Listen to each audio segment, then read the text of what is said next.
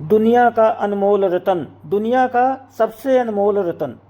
दिल फिगार एक कटीले पेड़ के नीचे दामन चाक किए बैठा हुआ खून के आंसू बहा रहा था। वो सौंदर्य की देवी यानी मलका दिल फारे का सच्चा और जान देने वाला प्रेमी था।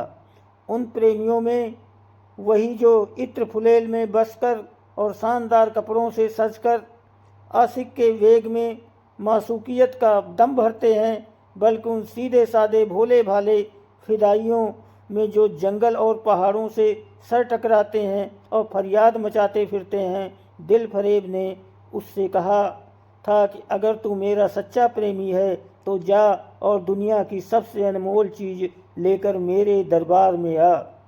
अब मैं तुझे अपनी गुलामी में कबूल करूँगी। अगर तुझे वो चीज़ ना मिले तो खबरदार इधर रुख ना करना, वरना खाल खिंचवा दूंगी। दिलफिगर ने आसान प्रदर्शन का, शिकवे शिकायत का, प्रेमिका के सौंदर्य दर्शन का तनिक भी अवसर न दिया गया। दिलफरेब ने ज्यों ही ये फैसला सुनाया, उसके चौबदारों ने गरीब दिलफिगर को धक्के देकर बाहर निकाल दिया और आज 3 दिन से ये आफत का मारा आदमी उसी कटीले पेड़ के नीचे उसी भयानक मैदान में बैठा हुआ सोच रहा है कि क्या करूं। दुनिया की सबसे अनमोल चीज़ मुझको मिलेगी नामुमकिन, और वो है क्या? कारों का खजाना, आबे हयात, खुसरो का ताज, जामे जम, तख्ते ताउस, परवेश की दौलत। नहीं, ये चीज़ें हरगिज़ नहीं। दुनिया में ज़रूर इनसे भी महंगी, इनसे भी अनमोल चीज़ें मौजूद हैं, मगर वो चीज़ क्या है, कैसे मिलेगी? या खुदा, मेरी मुश्किल क्यों कर आसान होगी। दिलफिगार इन्हीं ख्यालों में चक्कर खा रहा था और अक्ल कुछ काम नहीं करती थी। मुनीर सामी को हातिम सा मददगार मिल गया। ए काश मेरा भी कोई मददगार हो जाता, काश मुझे भी उस चीज़ का जो दुनिया की सबसे बेशकीमती चीज़ है नाम बतला दिया जाता।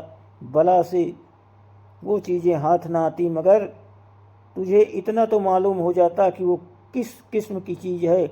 मैं घड़े बराबर मोती की खोज में जा सकता हूँ, मैं समुंदर का गीत, पत्थर का दिल, मौत की आवाज़ और इनसे भी ज़्यादा निशान चीज़ों की तलाश में कमर कस सकता हूँ, मगर दुनिया की सबसे अनमोल चीज़ ये मेरी कल्पना की उड़ान से बहुत ऊपर है। आसमान पर तारे निकल आए थे। दिलफिगार एकाएक खुदा का नाम लेकर उठा और एक तरफ को चल पड़ा। खड़ा हुआ, भूखा प्यासा, नंगे बदन, थकन से चूर, वो बरसों वीरानों और आबादियों की खाक छानता फिरा। तलवे कांटों से छलनी हो गए थे, शरीर में हड्डियां दिखाई देने लगी, मगर वो चीज़ जो दुनिया की सबसे बेशकीमती चीज़ थी न मिली और न उसका कुछ निशान मिला। एक रोज़ वो भूलता भटकता एक मैदान में जा निकला जहाँ हजारों आदमी गोल बांधे खड़े थे। बीच में कई अमामे और चोगे वाले दड़ियल काजी अफसरी शान से बैठे हुए आपस में कुछ सलाम मशविरा कर रहे थे, और इस जमात से जरा दूर पर एक सूली खड़ी थी। दिलफिगार कुछ तो कमजोरी की वजह से और कुछ यहाँ की कैफियत देखने के इरादे से ठिठक गया। क्या देखता है कि कई लोग नंगी तलवारें लिए एक कैदी को, जिसके हाथ पैर में जंजीरें थी, पकड़े चले आ रहे हैं। सूली के पास पहुंचकर सब सिपाही रुक गए और कैदी की हथकड़ियाँ, बेड़ियाँ सब उतार ली गईं। इस अभागे आदमी का दामन सैकड़ों बेगुनाहों के खून के छींटों से रंगीन था और उसका दिल नेकी के ख्याल और रहम की आवाज़ में जरा भी परिचित न था। उसे काला चोर कहते थे। सिपाहियों ने उसे सूली के तख्ते पर खड़ा कर दिया, मौत की फांसी उसकी गर्दन में डाल दी और जल्लादों ने तख्ता खींचने का इरादा किया कि वो अभागा मुजरिम चीख कर बोला, खुदा के वास्ते मुझे एक पल के लिए फांसी से उतार दो ताकि अपने दिल की आखिरी आरजू निकाल लूं। ये सुनते ही चारों तरफ सन्नाटा छा गया। लोग अचंभे में आकर ताकने लगे। काजियों ने एक मरने वाले आदमी की अंतिम याचना को रद्द करना उचित न समझा और बदनसीब पापी काला चोर जरा देर के लिए फांसी से उतार लिया गया।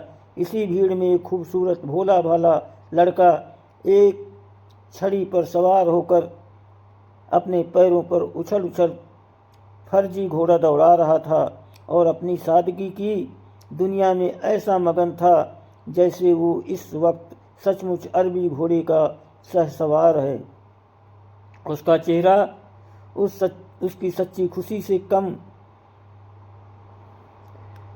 कमल की तरह खिला हुआ था। उसका चेहरा चंद दिनों के लिए बचपन में ही हासिल होती है और जिसकी याद हमको मरते दम तक नहीं भूलती। उसका दिल अभी तक पाप की गर्द और धूल से अछूता था और मासूमियत उसे अपनी गोद में खिला रही थी। बदनसीम काला चोर फांसी से उतरा, हजारों आंखें उस पर गड़ी हुई थी। वो उस लड़के के पास आया और उसे गोद में उठाकर प्यार करने लगा। उसे इस वक्त वो जमाना याद आया जब वो खुद ऐसा ही भोला भाला, ऐसा ही खुश व खुर्रम और दुनिया की गंदगियों से ऐसा ही पाक साफ था। माँ गोदियों में खिलाती थी, बाप बलाएं लेता था और सारा कुनबा जान न्यौछावर करता था। आह, काले चोर के दिल पर इस वक्त बीते हुए दिनों की याद का इतना असर हुआ कि उसकी आंखों से जिन्होंने दम तोड़ती हुई लाशों को तड़पते देखा और न झपकी आंसू का एक कतरा न टपका। दिलफिगार ने लपक कर उस अनमोल मोती को हाथ में ले लिया और उसके दिल ने कहा, बेशक ये दुनिया की सबसे अनमोल चीज़ है जिस पर तख्ते ताउस, जामे जम और आबे हयात और जरे परवेज सब न्यौछावर हैं। इस ख्याल से खुश होता कामयाबी की उम्मीद में सरमस्त दलफिगार अपनी मासूका दल फरेब के शहर मीनोसाबाद को चला। मगर ज्यों ज्यों मंजिलें तय होती जाती थी उसका दिल बैठा जाता था कि कहीं उस चीज़ की जिसे मैं दुनिया की सबसे बेशकीमत चीज़ समझता हूँ, दल फरेब की आँखों में कद्र न हुई तो मैं फांसी पर चढ़ा दिया जाऊँगा और इस दुनिया से नामुराद जाऊँगा। लेकिन जो हो सो हो, अब तो किस्मत आजमाई है। आखिरकार पहाड़ और दरिया तय करते वो शहर मीनोसाबाद में आ पहुँचा और दलफरेब की ड्योढ़ी पर जाकर विनती की कि थकान से टूटा हुआ दलफिगार खुदा के फजल से हुक्म की तामील करके आया है और आपके कदम चूमना चाहता है। दलफरेब ने फौरन अपने सामने बुला भेजा और एक सुनहरे पर्दे की ओर से फरमाइश की, वो अनमोल चीज़ पेश करो। दलफिगार ने आशा और भय की एक विचित्र मना स्थिति में वो बूंद पेश की और उसकी सारी कैफियत बहुत पुरअसर लफ्ज़ों में बयान की। दलफरेब ने पूरी कहानी बहुत शिद्दत से सुनी। धन्यवाद।